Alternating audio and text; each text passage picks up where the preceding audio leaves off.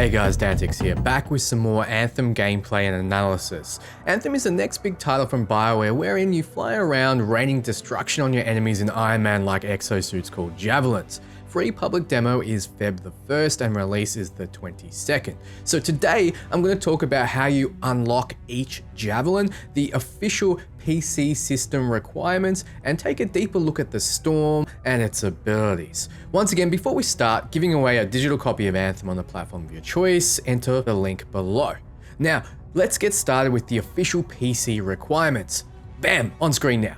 We can see that the minimum requirements are fairly forgiving: Core i5, 3570 and a GTX 760. Now you'll need 50 gigabytes of free space, so it's no small game. To get the recommended experience, be sure to grab a GTX 1060 or better. However, this game might convince me to get an RTX 2080 Ti because of the DLSS support. I really want to see it. Okay, so Javelins are basically your classes, but when do you unlock them? When you first up the game, you pick your pilot's gender and looks. You'll be thrown into the tutorial with the Ranger Javelin, a chaotic story-based tutorial that is designed to get you through the basics. So when you finish it, you'll be pilot level 2. This is when you'll be able to go into the forge and pick your first Javelin between the Ranger, Colossus, Storm and Interceptor. This choice will last you until pilot level 8, in which you can pick another from the remaining 3. Level 16 is where you pick between the remaining 2, and finally level 24 for the last Javelin. So, level 2, level 8, level 16 and level 24. Let me know below what you'd like to unlock in each order. Personally, I want to unlock the Ranger first, but the second choice is difficult for me. I vibe with the tanky, slow, explosive, thick Colossus, but the Storm has won me over with the latest footage coming up.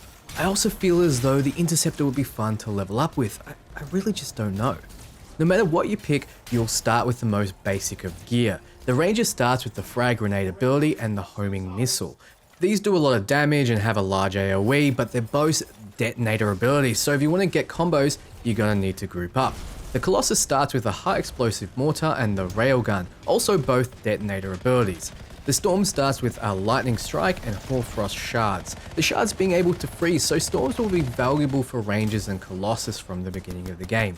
The Interceptor starts with the acid bomb and plasma star, the acid bomb being able to prime as well, so the Interceptor being loved especially against high value targets.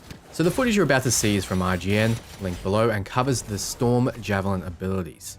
So what we're seeing here is the Glacial Beam ability that's within the Storm Javelin's Focus Seal section.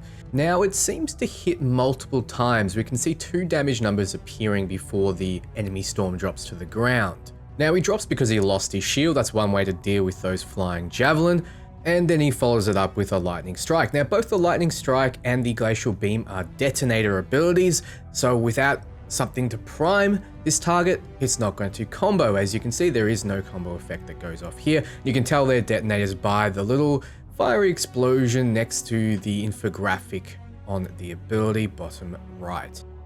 Now here's the Glacial Beam again, this time on an Ash Titan. You can see that it's got quite a bit of range. What is more notable though is the fact the Ash Titan does have this Nova Ring of Fire attack. So people were wondering if the enemies were going to be, any kind of difficult or just going to run at you and attack. Well, here's an example of how you will need to actually jump over these or hover over these to avoid getting your ass kicked. Pretty cool. Now, IGN went through this, but the Storm is all about hovering and raining down death on your enemies. And you can see the bar kind of middle bottom there building as you hover or as you fly. That's how much heat you have been building up, and once it reaches maximum, you will crash to the ground. So you don't want that. Also, the Storm has a kinetic shield of sorts as it hovers. This gives it added protection. It also recharges a lot faster while you're hovering, so you are very much encouraged to get up really high and rain down death. You can see it recovering much better here. While you're up there though, there is no cover and you will be targeted by enemies and you'll have nothing to protect you except those shields and that minute amount of health. So what you'll need to do is you'll need to phase around, and that's just the Storm's standard dodge. Lets him teleport a short distance and that makes you completely immune during its duration. So Storm has a few tools to keep out of the line of fire, including the wind wall support ability, which puts up a wall of wind that keeps you and your allies safe from enemy fire, but still lets you fire through. Here's a good example of how items give you the abilities that you use in game. Here is the Flame Burst ability equipped to the Blast Seal section of this Storm.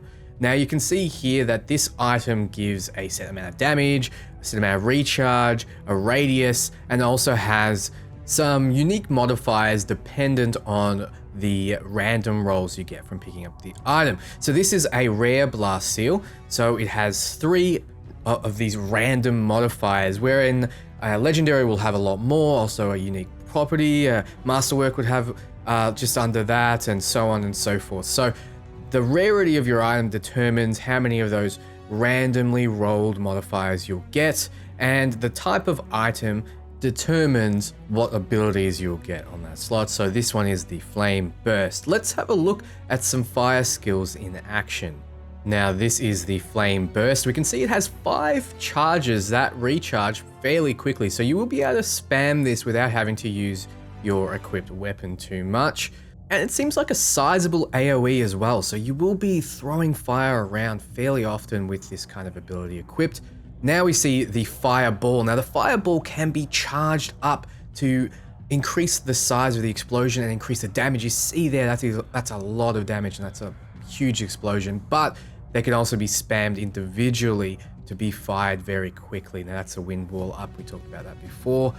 So 5 charges on the burst, 5 charges on the Fireball, low cooldown. So if you want to go a fire build, these are the 2 abilities that you put together. Now the Fireball can detonate primed targets, but it seems like the Flame Burst doesn't either detonate or prime. So it is an interesting set of abilities wherein you'll need someone else to prime the targets for you, but the Fireball and your melee can detonate, so you do have that. Now if you want a primed ability, they're using Hoarfrost Shards here.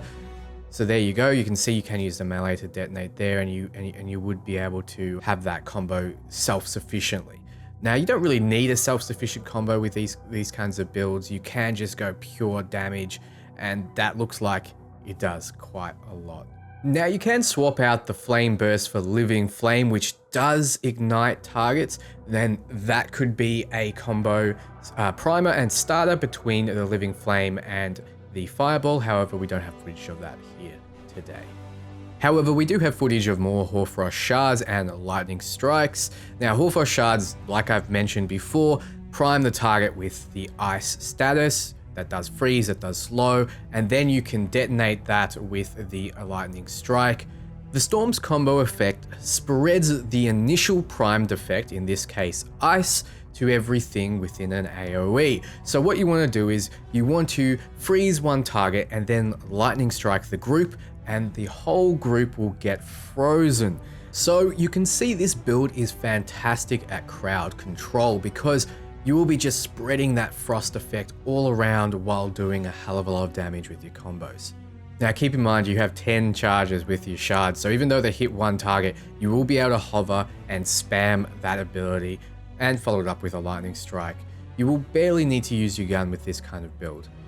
Now here we see the Storm Ultimate. You get 3 charges. The first is Frost, the next is Lightning, and the final charge is Fire. Now these do combo and detonate with each other, as you can kind of see here.